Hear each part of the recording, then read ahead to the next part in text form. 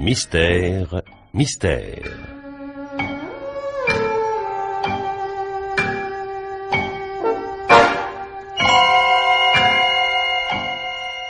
Pierre Billard a choisi pour vous ce soir L'Araignée, film radiophonique de Jean Marcillac.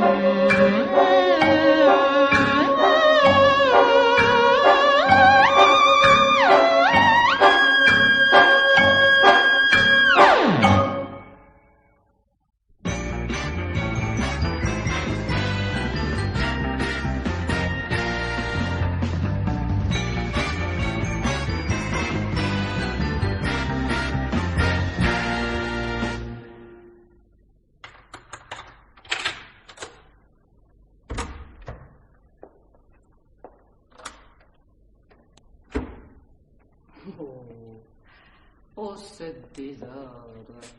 Quelle pagaille. Alors là, Evelyne s'est surpassée. Mais c'est le téléphone, ça. Ah, où est-il, ce téléphone? Allô? Allô, j'écoute. Oui, monsieur. Non, Madame Carnec n'est pas là, je l'attends. Oh, un quart d'heure, une demi-heure, tout au plus. C'est de la part de qui? Comme monsieur voudra. Non, je ne suis pas la bonne. Ici, il n'y a pas de bonne. Vous rappellerez? Parfait, monsieur Jimmy Anton. Mais votre voix est unique, cher monsieur. Et vos admiratrices ne sauraient s'y tromper. Or, j'en suis une. Et je vous le jure. Et vous me connaissez même très bien. Et devinez? Pour un musicien, reconnaître aussi mal les voix, c'est minable, mon petit ami. Et que lui vouliez-vous à la ravissante Madame Carnec? Ah non, non, à Solange, je ne suis pas sa mère. Ah, ce qui la touche ne me regarde pas, ça, vous avez raison. Mais ce qui vous touche, vous, me regarde peut-être. Enfin, un tout petit peu. Ah. Voilà. Ah non, non, non, je ne suis pas Monique. Ah, Hélène non plus. Ah, si vous continuez, je vais finir par connaître le nom de toutes vos petites amies. Et voyons, je ne vous rappelle rien. Ah, quelle désillusion. Florence Autrive, petite brute. Oui, ah bah ça va, n'essaie pas de te rattraper. Eh bien, je suis à Saint-Tropez depuis ce matin. Et pour travailler, moi, mon bon monsieur, à mon prochain bouquin. Je suis venu me documenter, voir de près vos singeries, vos parades de cirque. Mais bien sûr que je parlerai de toi dans mon livre, Cabot. Tout le monde reconnaîtra le beau Jimmy Hampton, avec sa tignasse en meule de foin, ses yeux de bleuet, son Bermuda canari à fleurs pistache et ses pieds nus dans d'innommables savates. C'est bien comme ça que tu t'exhibes, non? Ah, là tu vois. Et pourquoi ne m'as-tu pas appelé? Écoute, il y a exactement 17 jours que nous nous sommes vus. Je ne sais pas, moi. Je pensais avoir droit à un petit coup de téléphone, une petite fleur. Après un dîner en ville, ça se fait, tu sais. Et ces 2 nuits passées ensemble m'avaient semblé représenter pour toi un peu plus qu'un dîner en ville. Non? Rassure-toi, je ne suis pas celle qui s'accroche. Enfin, tout de même. Au début, remarque, je m'étais dit, mes romans tirent à 200 000, ma dernière pièce tient depuis 2 ans, on publie des échos sur ma vie privée, j'ai quelques relations. Ce petit gars pense que m'inscrire à son tableau de chasse peut être une opération utile. Moi, de mon côté, je ne me prive pas à l'occasion d'un plaisir qui passe, bref. Tout ça s'annonçait charmant et sans importance, et puis j'ai compris, enfin, j'ai cru comprendre, que peu à peu, au fil des heures, je devenais pour toi plus qu'une aventure. Quand nous nous sommes quittés, tu m'as dit des mots si inattendus, Si grave. Eh oui, je me suis trompée, n'en parlons plus. Le roi est mort, vive le roi. Bon, cause toujours, mon joli. Mais, chérie, ne te donne pas tant de mal, je t'en prie. Tu es maintenant épinglée dans ma collection de papillons entre un acteur célèbre et un portier de palace beau comme un Héraclès. Tu vois, ça n'a rien de déshonorant. Oui? Oui? Ah. Non, n'insiste pas, je finirai par te croire. Bon, on verra bien. Parlons d'autre chose, tu veux? Pardon? Ah, Evelyne Carneck. Allez, dis-moi tout. Tu lui fais la cour? Alors pourquoi l'appelais-tu? Pour lui parler d'un de tes copains. Voyez-vous ça? Je ne te savais pas si serviable. Je te dis tout de suite que si ce copain est amoureux d'elle, il perd son temps. Et Evelyne est une épouse fidèle. Bien sûr que je connais le mari. Oui, il a 25 ans de plus qu'elle. Et puis après, tu verras quand tu auras les tempes grises. Tu refuseras du monde. Parce qu'Evelyne a été ma secrétaire pendant 4 ans. Et puis elle m'a quittée pour épouser Maxime. Elle est très heureuse. Oui. Oh, un petit peu faux-folle. Ça ne lui donne pas un charme de plus, ça? Si tu te fous d'elle aussi éperdument, bravo. Tu m'enlèves un grand poids. Et où es-tu descendu? Au Biblos? Moi aussi. Et on se verra. Passe-moi un coup de téléphone. Si j'ai pas trop à faire, on dînera ensemble. Ça amusera au moins les journalistes. Ciao.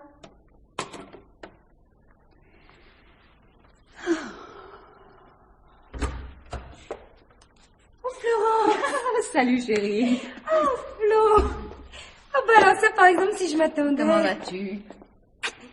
Oh, tu as une mine superbe. Oh, pas vous. Regardez-moi un peu, qu'est-ce qui se passe? Ça va pas? Mais si, pourquoi? Votre pli, là, au milieu du front. Oh, vous n'avez pas la bonne tête que j'ai. Je m'en achèterai une autre. Mais non, puisque maintenant vous souriez. Alors, qu'est-ce qui cloche? Racontez-moi ça. Mais rien, je t'assure. Je vous croyais à Leningrad, ça marche plus? Si, mais j'ai repoussé à octobre-novembre. Et vous nous restez longtemps? Je ne sais pas encore. Ça dépend de quoi? De beaucoup de choses. Je suis venue voir de près les cinglés de la Dolce Vita. Pour un livre? Oui. Ma première visite est pour toi. Parce que je suis la plus cinglée de tous. Idiote. Je vous adore. Oh, est-ce que je suis contente de vous voir. Et comment êtes-vous entrée? Maxime est là? Non, je l'ai rencontré, il m'a donné la clé. Il n'y a, paraît-il, rien pour dîner. Et comme vous n'avez pas de bonne, il se tape les commissions. Il râlait comme un pauvre. Oh, celui-là, il a fallu qu'il vous place l'histoire de la bonne. Il n'y a pourtant pas de quoi en faire un drame. Qu'est-ce que vous voulez? Ici, il faut retenir les gens 1 an à l'avance et l'année dernière, en partant, j'ai oublié. Hein, ça peut arriver, non? La preuve. En juillet, quand je suis venue, j'ai trouvé personne. Et cette perle que tu as à Marseille? Les congés payés, qu'est-ce que vous en faites? Mes dates ne correspondaient pas avec celles de son Jules. Ah, c'est moi qui fais le ménage. Enfin, si on peut dire. Oui, ok. Un petit peu en désordre. Oui, à peine. Excusez-moi. Vous m'auriez annoncé votre visite. Quand Maxime trouve qu'il y a trop de poussière, avec mon doigt, j'écris sur tous les meubles. Je t'aime. Et il rit. Toujours heureuse. Oui. Comme tu dis ça. Si. Si. Tu ne regrettes pas la vie de Paris? Oh, je serais difficile. Les fins de mois ne m'empêchent plus de dormir. J'ai à Marseille un magnifique appartement avec terrasse sur la mer. Et Maxime m'offre tout ce que je veux. J'avais envie de quelque chose à Saint-Tropez. Il m'a payé cette vieille maison de pêcheurs que j'ai arrangée. Mais c'est charmant. C'est un peu farfelu, mais enfin, on se refait pas. Hein. Vous avez admiré la vue sur le golfe? Une toile de maître signée par le bon Dieu, je t'envie. Dis-moi, tu t'amuses bien? Oh, terrible! Cocktail gala, nuit bleue, nuit rose. Nuit blanche. Oh, ben, comment? Et tout ça avec ton Maxime? Ah non. Bon, seulement quand il est pas là. Quand il est ici en fin de semaine, je reste avec lui, enfin... Disons que j'essaie. Parce qu'il est tout le temps sur son bateau et moi, dès que ça bouge un peu, je suis malade. Il revient à terre de temps en temps. Oui, pour lire des romans policiers. Pour regarder la télévision ensemble? Oh oui. Maxime commencerait-il à se lasser de toi? Lui? Jamais de la vie. Non, il a seulement une conception du mariage que je n'avais pas prévue. Il m'adore comme il adore ses usines, ses propriétés, son bateau. Du moment qu'il nous sent là, sous la main, à son service, il est béat. Que pourrait-il souhaiter de plus? Mais toi? Si vous croyez qu'il s'en préoccupe, il a assez de soucis avec ses affaires. Alors si vous exigiez encore qu'il se fasse de la bile pour sa femme, oh, vous seriez inhumaine. C'est ton avis? Mon plus grand bonheur, ça serait de vivre avec lui comme les amoureux de Penel, la main dans la main. Les yeux dans les yeux. Il y a des gars qui ne méritent pas leur bonheur. Oui, je le pense aussi quelquefois. Alors quand il n'est pas là, j'essaie de m'amuser. Il n'est pas jaloux. Il se sent en pleine sécurité, je ne l'ai jamais trompé. Vrai? Je vous jure. Mais j'ai peut-être tort. Tiens, un jour, il faudra que je fasse semblant pour vous. Non, attention, je le connais bien, il deviendrait féroce. Vous croyez qu'il me tuerait? En tout cas, il te ferait terriblement souffrir. N'oublie pas que c'est un orgueilleux. Oh, s'il apprenait que c'est pour rire comme ça, simplement pour l'éprouver. Il n'a aucun sens de l'humour, méfie-toi. Ah, ça me tente bien pourtant. J'aimerais tellement lui faire de la peine, rien qu'une fois, une petite fois, comme ça pour le réveiller. Allez, offre-moi un whisky, ça vaudra mieux, tiens. Excusez-moi, je manque à tous mes devoirs. Sec et sans glace, hein, comme d'habitude. Comme d'habitude, oui. Merci.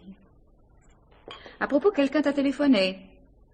Ah oui, qui ça? Un certain Jimmy Hampton. Encore? C'est lui qui a fait la musique du dernier film de Fellini. Oh, vous le connaissez? Vaguement. Enfin, il ne doit pas composer la musique de votre prochain film? Qui t'a raconté ça? C'est lui? Il va peut-être un peu vite. Hein. Ah, ce sera pas lui? Disons que j'ai encore besoin de réfléchir. Rien ne presse. Je vous le recommande, il a un talent fou. Je le sais. Mais la musique d'une œuvre doit tellement coller avec la pensée de l'auteur. Cela exige une collaboration tellement étroite. Il t'a parlé de moi? Oh, comme ça, en passant.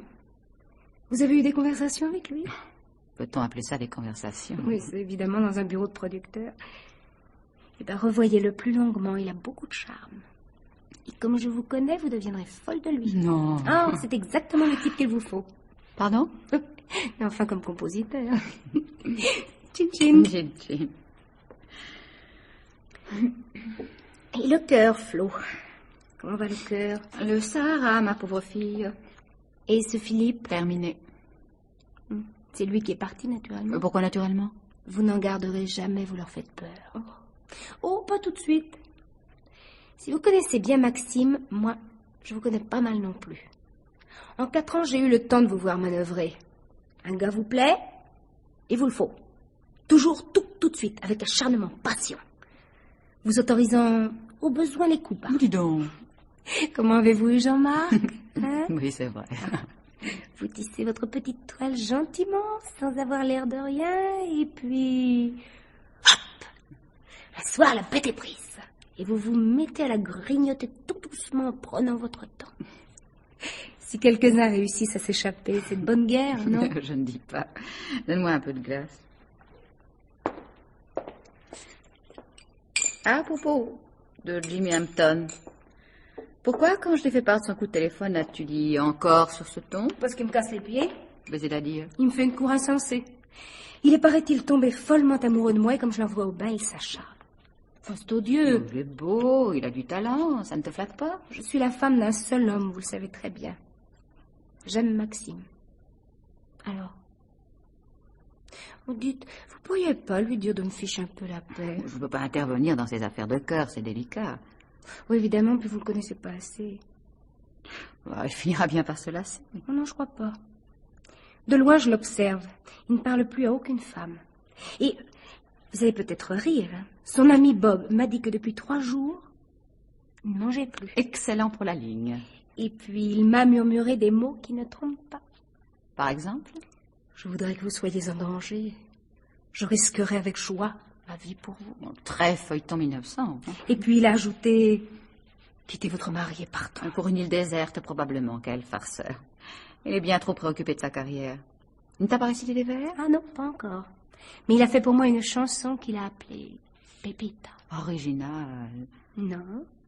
Mais pour nous, ce Pépita a un sens. Pépita, c'est moi. Enchantée. Il m'a dit...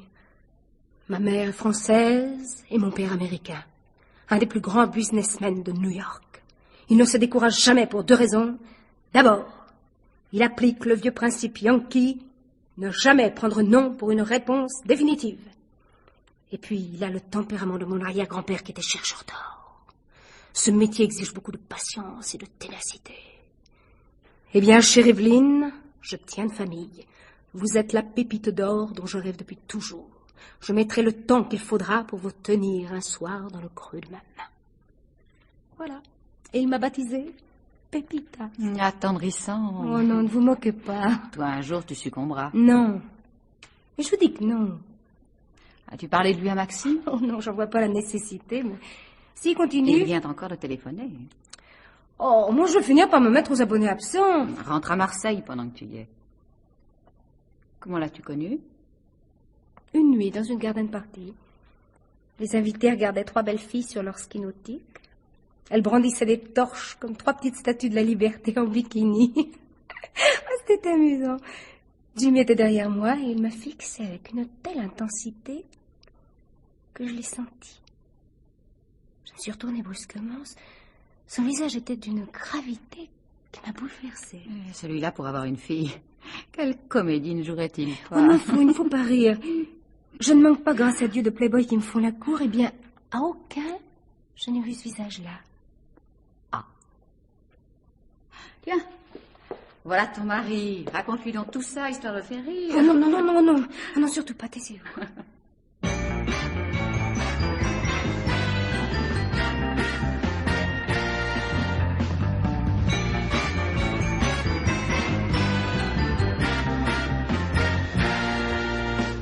Tiens, Florence. Bonsoir, Jimmy.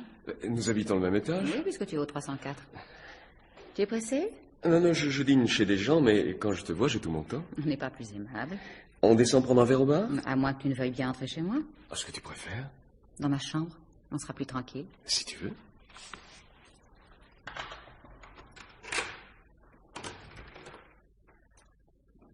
Entre.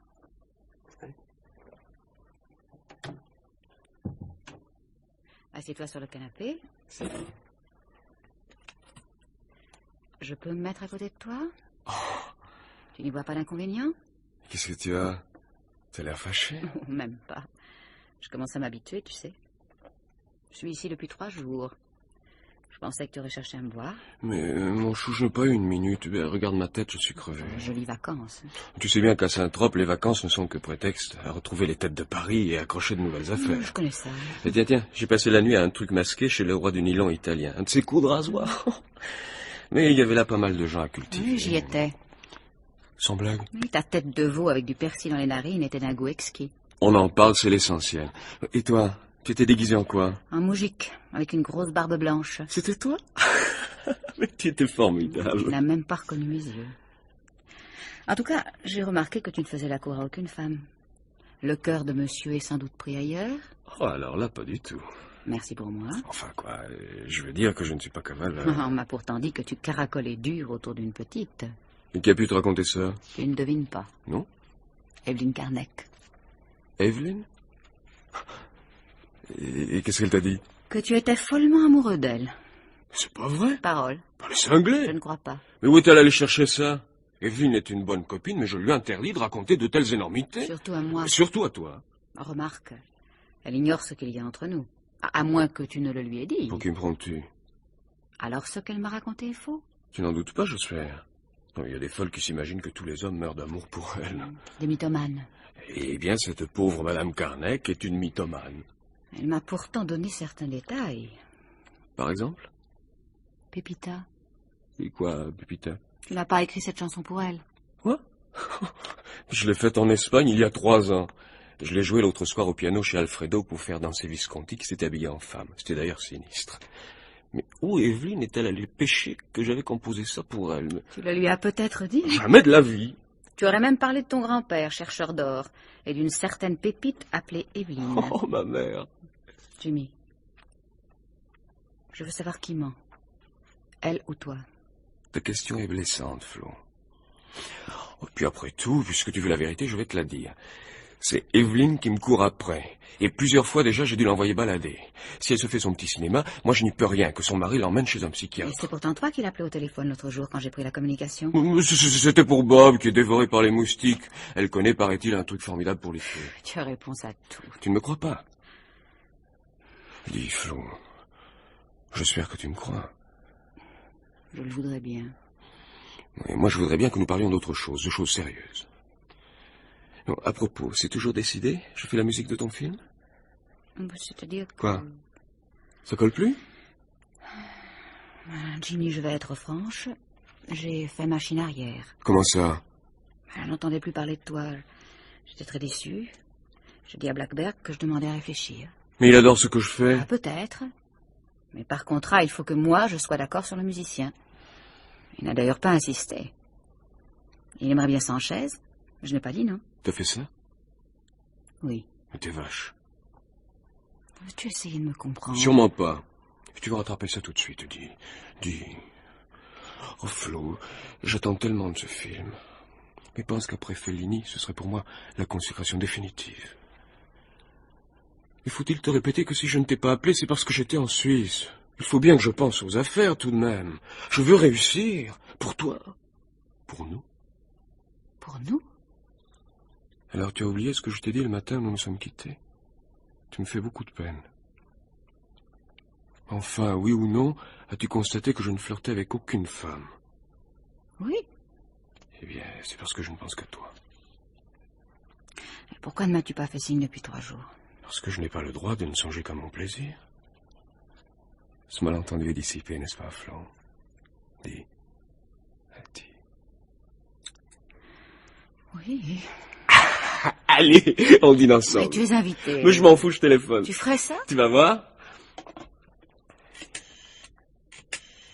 Allô, mademoiselle, voulez-vous m'appeler, je vous prie, le 24 33 62. Ils sont des gens que je connais à peine, mais qui sont très bien avec des tas d'huile lourde. Allô, c'est toi mon Didier. Ici Jimmy. Ah, une tuile vieux, je peux pas venir dîner. Un producteur américain vient d'arriver entre 2 avions pour me voir. Il s'agit d'une coproduction number 1 avec Richard Ellis. Je peux pas lui refuser un rond de saucisson. Tu comprends ça, toi, hein? Tu m'en veux pas? Ah, t'es un chou. Je baise les ongles de ta femme. Et je m'invite demain pour boulotter les restes, ok? Ok. Allez, petite tête, je t'embrasse. Et voilà. Putain. Ah, il faut ce qu'il faut. Bon, maintenant, on file, je t'emmène dans la montagne. Un petit patelin où le facteur fait la pétanque avec le curé. Des pagnoles, ça te plaît? Et comment? Et puis après, on rentre. Et à l'aube, je te montre de ma chambre, de notre chambre, le soleil sortant des bras d'Amphitrite, ça te va? Oui, monsieur. Embrasse-moi. Ah, quelle veine que tu sois venu. Je peux bien te l'avouer maintenant, c'est pas un hasard. À bout de patience, je t'ai appelé au Georges V. On m'a dit que tu étais à Saint-Tropez. Ça a été plus fort que moi. J'ai annulé Leningrad et j'ai pris l'avion. Tu fais ça? Je suis idiote, n'est-ce pas? Oui, mon amour.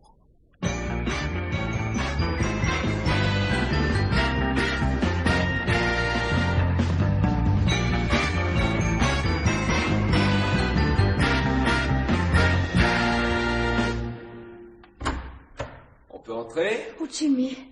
Oh non, allez-vous-en, si mon mari... Je l'ai vu au port sur son bateau. Oh non, je vous en supplie, allez-vous-en. Pas avant que vous m'ayez dit pourquoi l'on ne vous voit plus. Quelqu'un a dû jaser sur nous. Maxime se doute de quelque chose. De quoi, mon Dieu, puisqu'il n'y a rien? Enfin, pas encore. Les gens ont sûrement marqué votre attitude à mon égard, alors... De là à conclure que je suis votre maîtresse...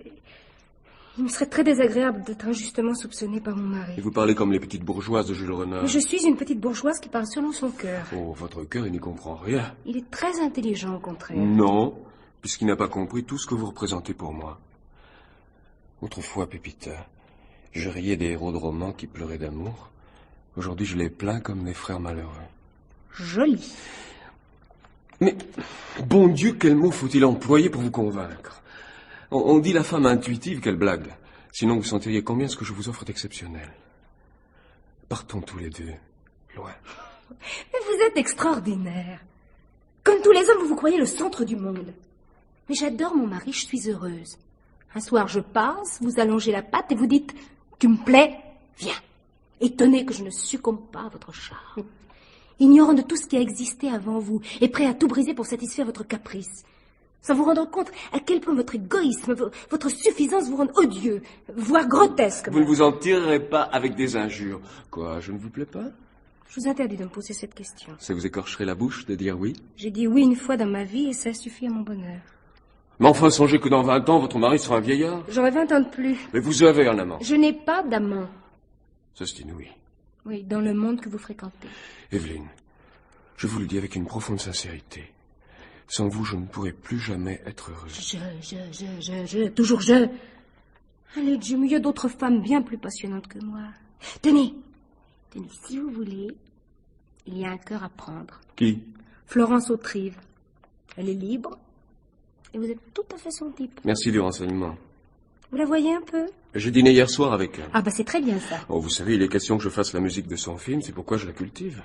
Et quelque chose de plus intime avec elle vous déplairait? Je me suis jamais posé la question. Ah, eh ben pensez-y. Ah, vous alors, qu'est-ce que vous ne feriez pas pour vous débarrasser de moi? Proxénétisme, 1 an de prison. Je vous déteste, mon amour. Non, allez, Jimmy, soyez sage. En tout cas, il faut que je vous dise que je suis très fâché. Pourquoi avoir parlé de moi à Florence? Ce que j'éprouve pour vous est mon secret. Vous n'aviez pas... Je regrette, Jimmy, mais Florence est mon amie, ma seule amie. Je n'aurais jamais rien de caché pour elle. Alors j'aurais toujours l'impression qu'elle écoute aux portes. La solution est donc de vous taire. Vous m'exaspérez. N'en venez plus. C'est malin. Dites-moi plutôt ce que vous m'apportez là. Qu'est-ce que c'est? Le disque dont je vous ai parlé. Oh, que c'est gentil. Ça, mettez-le vite. Tenez. Je vous l'offre, mais ne le perdez pas, il est introuvable. Oh non, alors dans ce cas, je refuse. Mais il ne me privera pas, puisque désormais c'est vous qui l'entendrez. Tenez, écoutez.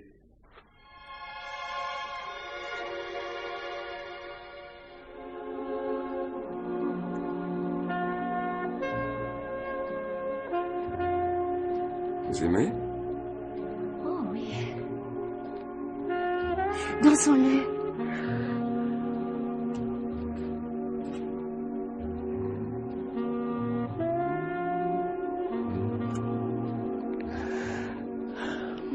J'ai toujours vu cette musique rouge sur fond vert, rouge comme la passion, vert comme l'espérance.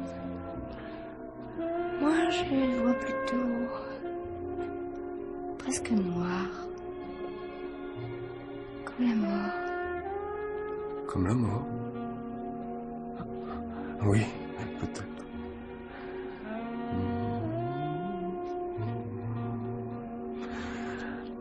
Et pourquoi regardez-vous sans cesse votre montre? Elle était arrêtée. Ça m'agace. Evelyne, ce serait si simple de me dire oui. Non, non. Jimmy, je vous défends de m'embrasser, non. Alors, dans mon cou. Juste une petite fois, et très vite. Désagréable? Non. Jimmy. Oh, Jimmy. Vous gênez pas pour moi? Oh, Maxime. Navré de vous déranger. Monsieur, Vous foutez-moi le camp. Et en vitesse. je reste à votre Si disposition. c'est pour recevoir mon pied quelque part, ça ne va pas traîner. Je ne vous Oh, permets je pas... vous en prie, partez, Jimmy, je vous en supplie, partez. Non, Maxime. Non, Maxime, non! Casse! Sale casse! Maxime, tu m'aimes! Oh, je suis heureuse.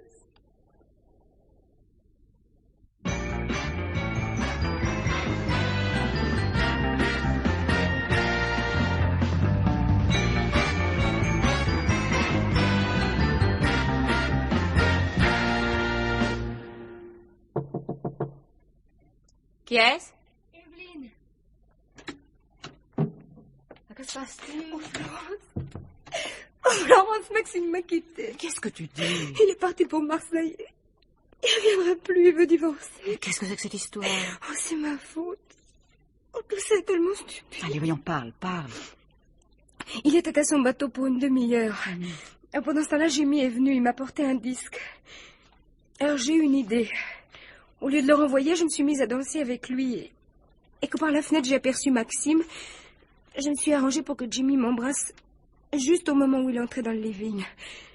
Hors fou de colère, il a flanqué Jimmy à la porte et il m'a battue. J'étais heureuse. Oh, Florence, il m'aimait encore. Alors quand il a été un peu calmé, j'ai souri. Je lui ai dit que je lui avais joué la comédie pour l'éprouver et qu'il n'y avait rien entre Jimmy et moi. Et j'ai cru qu'il allait être soulagé et m'écouter. Il est allé dans la chambre, il a fait sa valise et il m'a dit que tout était fini entre nous. Il est parti en me jetant les clés de la maison qu'il ne considérait plus comme la sienne.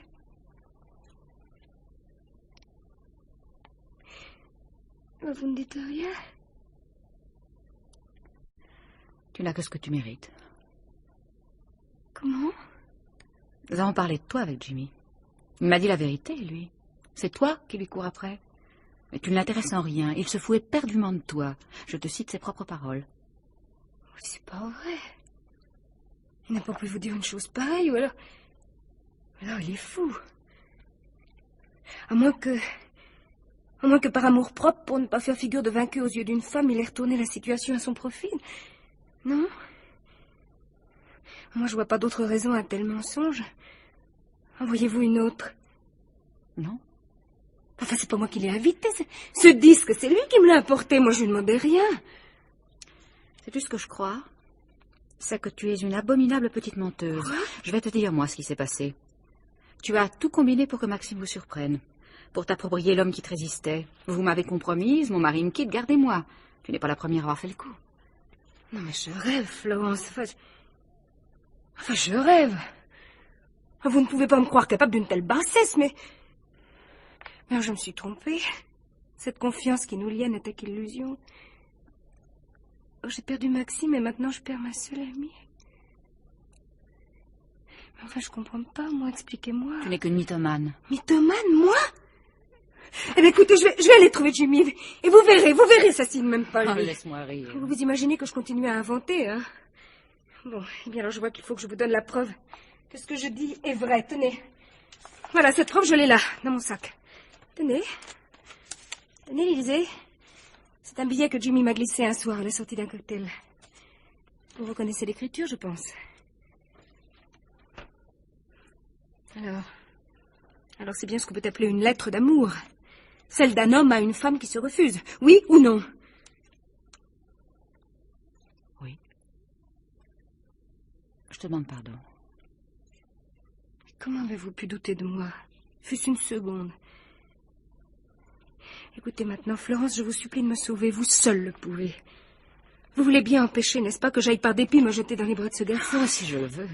4 années de bonheur conjugal ne peuvent pas s'effacer d'un seul coup sur un simple malentendu. Mais tu as raison, rien de tout cela n'est possible. Vous connaissez Maxime depuis plus longtemps que moi. Il a pour vous une grande admiration, il vous écoutera. Vous saurez trouver les mots et vous me le ramènerez. Vous voulez bien essayer, dites.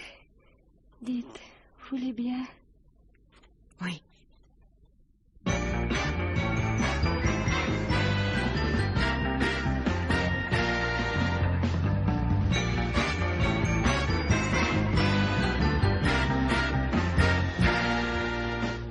Asseyez-vous, Florence. Merci.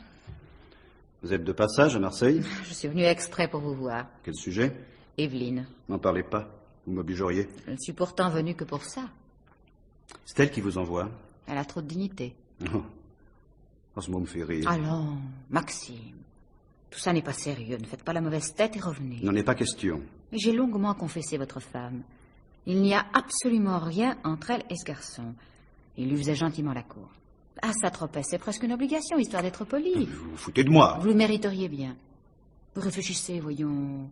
Elle pouvait être sa maîtresse autant qu'elle le voulait, sans que vous le sachiez. Vous l'avez laissée seule pendant des semaines. Je suis maintenant fixé sur son emploi du temps. Elle ne vous a jamais trompé. Vous venez me dire ça à moi, après ce que j'ai vu. Je me suis même laissé dire que ce gigolo voulait ficher le camp avec elle. Non, vous n'empêcherez jamais les salauds de raconter n'importe quoi. Et en admettant que ce soit vrai, qui vous permet de penser qu'elle était d'accord? Ouais. Possible qu'elle ait hésité à partir et à changer ses petites habitudes. Un amant auprès d'un mari, c'est assez commode. Mais qui me dit que ce n'est pas lui qui a tout combiné pour que je les surprenne, que je casse tout, et que, libre presque malgré elle, elle consente enfin à le suivre? Ça, je n'avais pas pensé à ça. Auquel cas, vous êtes tombé dans son piège. Et vous êtes en train de faire exactement ce qu'il voulait. Oh, vous savez, Florence, je suis un breton tout d'une pièce, moi. Pour moi, le charbon est noir, la neige est blanche. J'ignore les nuances. Pendant des années, j'ai exploité tout seul mes forêts au fond de l'Afrique. Et quand j'avais à me défendre contre des bêtes ou des hommes, c'était pas avec des nuances, mais à coups de poing, puis à coups de fusil. J'ai pas changé. Un jour, on m'avait présenté Evelyne. Nous avons, je crois, fait un mariage d'amour. Puis je vais tout sacrifier. Elle voulait pas vivre sous l'équateur, j'ai tout vendu. J'ai recommencé pour elle une nouvelle carrière, avec tout ce que ça exigeait de risques et de travail. J'ai joué le jeu, honnêtement. On la prétendait honnête, ben et moi donc, j'ai jamais trompé. Si. Oh, avec qui, bon Dieu? Avec vos usines, vos bilans, vos tables rondes. Et quand vous consentez à un peu de liberté avec votre bateau et vos romans policiers. Une femme mérite plus de soucis, Maxime. C'est fragile, une femme. C'est pourtant elle qui a tout brisé. Vous ne l'aimez plus.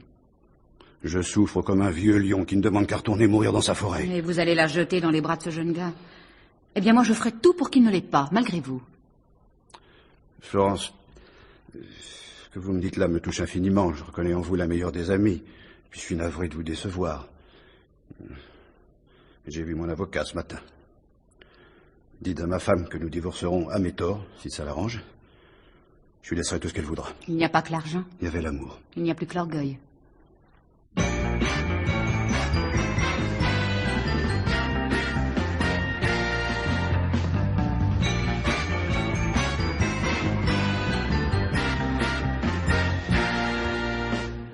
Florence, où étais-tu? À Marseille? Voir le mari?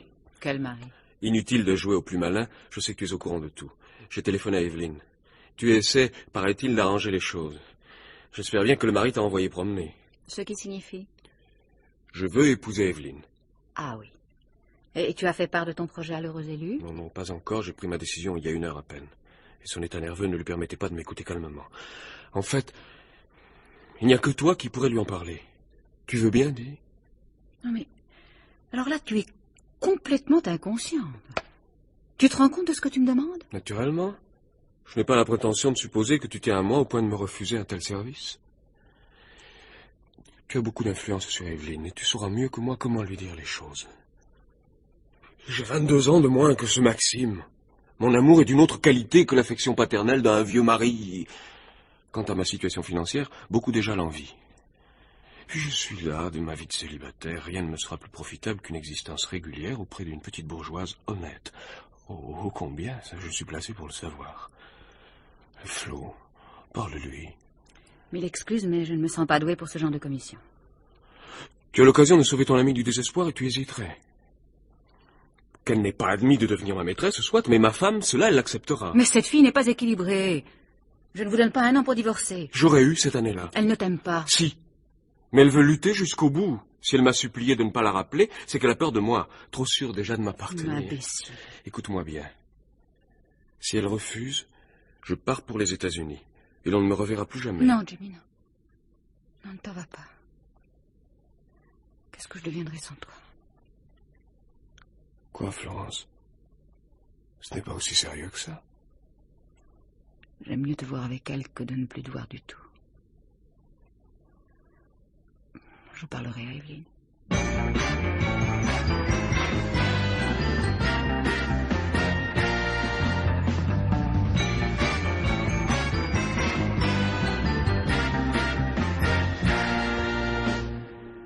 Evelyne, j'ai vu Maxime. J'ai longuement plaidé ta cause. Il s'obstine. Il vous a parlé de notre divorce? Oui, Il est décidé. je le crois. Alors je me tuerai. On dit ça. Je n'ai pas peur de la mort. Pourquoi craindre ce qui peut m'apporter la paix? J'ai bien réfléchi, Florence. Si je téléphone à Maxime, il raccrochera. Oh, je vous en prie, faites-le pour moi et dites-lui que s'il n'est pas revenu demain avant 5 heures, je serai morte. Tu veux que je téléphone une chose pareille? Oui. Soit. Il peut supposer que j'invente, pour lui forcer la main. Et il peut même croire que tu n'es pas au courant. Non, il me semble nécessaire que, parallèlement, tu lui écrives. Une lettre? Il la déchirera sans la lire. Ah non, non, pas une lettre, mais un billet. Un billet d'une seule ligne qu'on ne peut pas ne pas lire du premier coup d'œil. Par exemple, ne reviens pas trop tard. Ne reviens pas trop tard. Oui. Cette petite phrase contient à la fois une supplication et une menace. Elle créera en lui un sentiment de curiosité et probablement aussi d'angoisse. Il reviendra, tu verras. Ne serait-ce que pour en savoir davantage. Ne reviens pas trop tard. Oui. Oui, vous avez raison. Alors écris vite. Ne reviens pas trop tard. Donne. Bon, maintenant l'enveloppe. Oui. Fais l'adresse. Oui.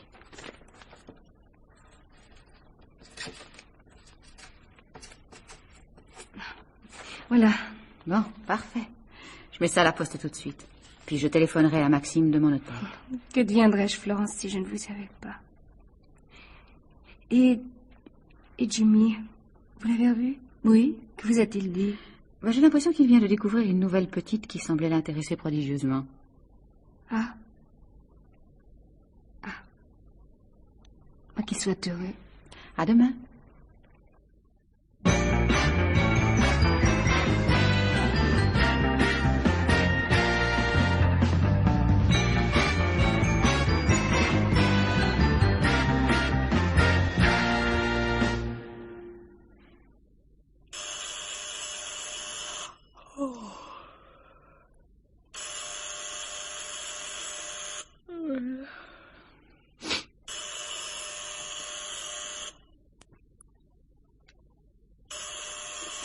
Oh, allô. Allô, j'écoute. Allô, Florence? Oui, qui parle? C'est Maxime. J'ai l'impression que je vous réveille. Oui, oui. Quelle heure est-il? Il est 10 heures du matin. Oui, excusez-moi, Florence, mais je viens de trouver dans mon courrier un billet d'Evelyne. Je voudrais savoir ce qui se passe. Elle ne m'écrit qu'une seule phrase. Du premier coup d'œil, j'ai lu « Ne reviens pas trop tard ». Et puis, en l'examinant de plus près, j'ai découvert un point-virgule entre les mots « pas » et « trop ». Vous comprenez? Ce qui fait dire à la phrase exactement le contraire. Ne reviens pas, point-virgule, trop tard. Je suis au courant, c'est moi qui l'ai mis à la poste hier soir. Oui. Que voulez-vous, mon pauvre Maxime? Elle vous dit en toute simplicité qu'il est inutile de revenir, car il est trop tard. Il est trop tard pour... Mais vous n'avez pas voulu m'écouter. Il est exactement arrivé ce que je vous avais prédit. Vous avez jeté votre femme dans les bras du jeune et beau Jimmy. Elle est sa maîtresse depuis hier. Elle en éprouve d'ailleurs des joies qu'elle ne soupçonnait pas. Et ils partent demain en voyage de noces. Mais j'étais prêt à oublier, à pardonner. Il est trop tard, mon pauvre ami. Les petits salauds. Et vous n'étiez pas de force et... Allô? Allô, Maxime? Allô? Oh. Oh.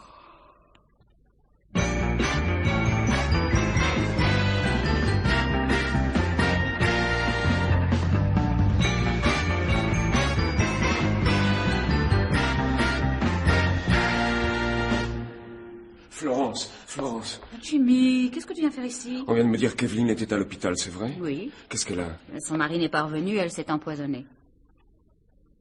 Et comment va-t-elle? Elle est morte. C'est pas possible. Je suis passée ici vers 6 heures. Elle gisait en travers de son lit, dans le coma. Une ambulance est venue la prendre. Elle est morte pendant le trajet dans mes bras. J'ai envoyé un télégramme à son mari et je suis là pour fermer la maison. Tu lui as dit que je voulais l'épouser? Oui, mais c'est son mari qu'elle aimait. Je ne m'en consolerai jamais. Mais si. Tu ne peux pas savoir ce que c'est qu'une vraie passion. Toi, tu étais comme un gosse acharné à obtenir le jouet qu'on lui refuse. Je te défends de dire ça. Et si tu avais continué à souffrir, tu te serais tué? Je serais parti pour l'Amérique. Mais tu ne te serais pas tué. Avec Evelyne, je n'avais pas encore de souvenirs. Hier, elle m'a dit, si je mourais, Jimmy serait délivré. Elle avait raison. Délivré de ton obsession. Maintenant, tu sais qu'elle n'appartiendra plus à personne. Peu à peu, elle va s'éloigner de nous, et un jour, tu te souviendras d'elle avec sérénité. Un peu comme la princesse d'une légende où tu auras été un bien petit héros. Pauvre Evelyne. Nous parlerons d'elle souvent. Oui. Tu es chic, Flo. Je vais t'aider à retrouver le courage qui te manquera quelque temps encore. Ah, tu as des œuvres à écrire, on t'attend, on a besoin de toi. La musique et la gloire sont aussi des consolatrices. Mais Florence, tu es tout autre que je t'avais imaginé. Tu comprends tout. Il me semble que je te vois pour la première fois. Evelyne souhaitait que nous demeurions très près l'un de l'autre. C'est vrai, elle me l'a dit. L'exaucer nous sera-t-il si pénible? Florence, que deviendrais-je si je ne t'avais pas? Attends. C'est Maxime qui vient là-bas. Oui, Il n'a pas encore eu le temps de recevoir mon télégramme. Qu'est-ce qu'il vient faire? Sauve-toi par la petite porte du jardin. Oui, là derrière, qu'il ne te voit pas. Tout à l'heure.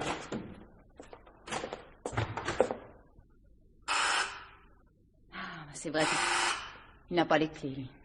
Voilà.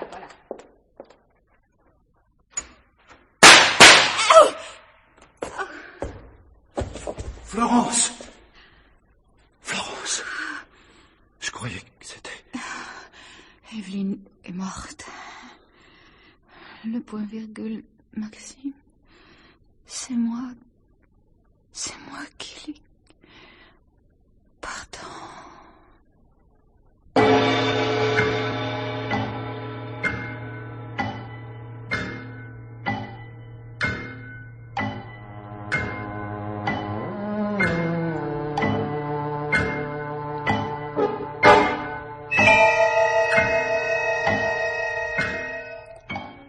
Dans la série Mystère, Mystère, Pierre Billard a choisi pour vous ce soir L'Araignée, film radiophonique de Jean Marcillac, avec Bernadette Lange, Claude Richard, Pierre Constant et Arlette Thomas.